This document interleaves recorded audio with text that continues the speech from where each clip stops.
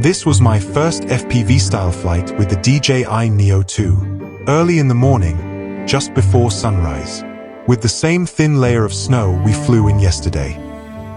I start with a small, careful test round, just to feel how the drone responds in this cold, early morning air.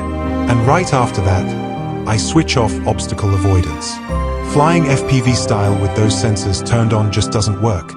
The drone keeps fighting you, and you lose the flow that makes FPV fun in the first place. But turning them off comes with a risk. It means the drone won't stop itself. And yes, it becomes possible to crash it, which, as you'll see later in this video, is exactly what happens. I've flown FPV before with the first Neo, but right here things get a bit tricky. A heavy snowflake hits the lens, and for a moment I can barely see where I'm going. Luckily, I'm not far from where I took off, and I roughly know the direction I need to fly. It's one of those moments where you're reminded that FPV in weather like this isn't ideal, but also exactly why I wanted to try it. And from here, things go wrong, but only a little. The drone drifts just enough to tap the wall. A soft impact, nothing dramatic. The Neo 2 is built surprisingly well, and after flying the first Neo for so long, I'm used to these kinds of bumps. I've crashed, that one, more times than I can count, and it has always survived. Only once did I lose a gimbal, after a dive test and a crash into a rooftop. I wanted to see how fast the drone could drop, and I think it reached almost 70 kilometers per hour. I tried to pull up, but it was too late. A heavy crash for a tiny drone. The gimbal snapped, the battery popped out as I found out later, and the drone disappeared out of sight. I found it later with another drone, sitting there exactly where it had crashed. With a piece of string and a small hook, I managed to lift it back up. I still have the footage of that recovery, and I'll share that video sometime soon. But for now, I take the risk and fly a little farther. And I'm relying, as much as you can call it that, on the return to home function if something goes wrong. Once I'm a bit higher and a little farther out, the landscape opens up in a way you only get at this hour.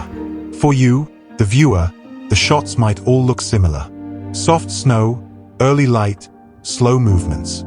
But through the goggles, it feels completely different. It feels like I'm actually flying, as if I'm inside the motion instead of just controlling it from the ground.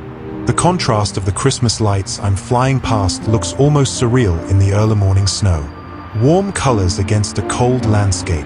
A tiny moment of brightness in a world that's still waking up.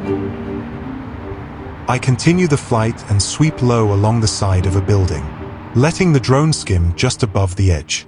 There's something about flying close to structures at this hour. The way the snow softens every line, the way the early light wraps around the corners, and the way the goggles make it feel as if I'm tracing the shape of the building with my own hands. It's a quiet kind of precision. Not fast, not risky, just close enough to feel the space and let the drone breathe in the narrow air around it. Now I'm on my way back toward the garden center, the same place you've seen in the earlier videos. But instead of heading straight for the little fountain this time, I let the drone drift toward the main entrance. It feels like approaching a familiar place from a new angle, as if the building reveals a different side of itself in this early morning snow. I've never flown under the entrance canopy before. Usually there are people walking in and out, and it's just not the place to try something like that. But this early in the morning, it's completely empty. And with the goggles on, I have a clear view of exactly where I'm flying.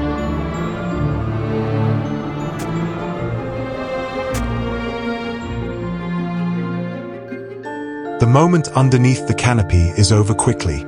Just a brief, smooth pass. And before I know it, I'm already heading back out toward the familiar little fountain you've seen in the earlier videos. So far, the snowflakes haven't caused any trouble. I can still see clearly through the lens.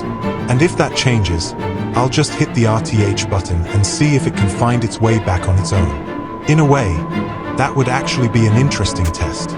So I'm not too worried if a big snowflake lands on the lens. I turn around for a moment to check whether the little fountain is still running and not frozen over by now. And surprisingly, it's still going. A thin stream of water pushing through the cold morning air, as if it refuses to give in to the winter around it. I continue the flight, and the terrain beneath me looks beautiful under that thin layer of snow.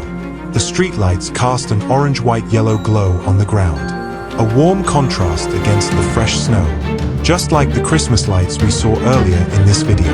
It's a simple scene, but through the goggles it feels almost cinematic, quiet, calm, and full of tiny details you'd never notice from the ground.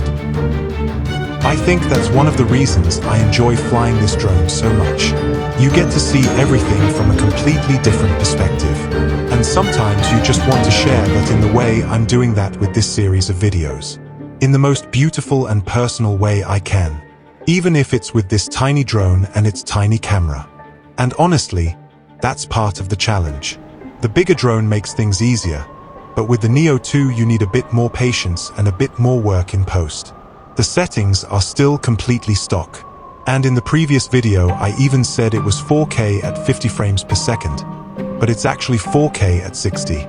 Here in Europe I should really switch to 50 or 25 frames per second to avoid LED flicker. In one of the next videos I'll also show which LUT I'm using, how I build my nodes in DaVinci Resolve, and the small tweaks that shape the look you see here. But for now, it's nice to show what's already possible with an entry-level drone like the Neo 2. I hope you enjoyed this video, and feel free to follow along if you want to see more flights like this. Thanks for watching, and I'll see you in the next one.